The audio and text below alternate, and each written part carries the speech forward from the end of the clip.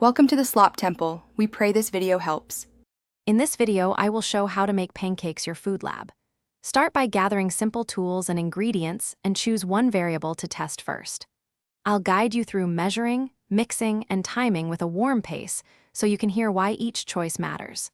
We'll focus on repeatable steps, notable changes, and simple adjustments to get fluffy, tasty pancakes you can reproduce every time with confidence.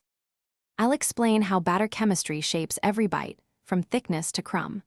We'll compare different liquid to flour ratios and see how acidity interacts with baking soda to create lift. I'll describe gluten's role and why a short rest can change texture dramatically. You'll learn simple ways to tweak batter for thinner crepes or thick, fluffy cakes, and how to record results so you can refine your favorite recipe.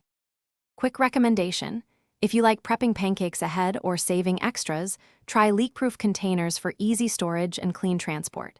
If this content is useful, please subscribe and like so I can keep sharing kitchen experiments. The containers make meal prep and portioning simple when testing different batters or flavors. Check the description for the product link and other deals. Thanks for the support. Now let's get back to the video. Now we'll turn to heat and handling, which are just as important as the batter. I'll share how to dial in pan temperature and why even browning matters for flavor. We'll use measured scoops so each pancake cooks in the same time and explain the right moment to flip for maximum lift. These practical tips make your experiments comparable and your griddle results reliably excellent every batch you make. Thanks for watching. Consider subscribing if we helped you.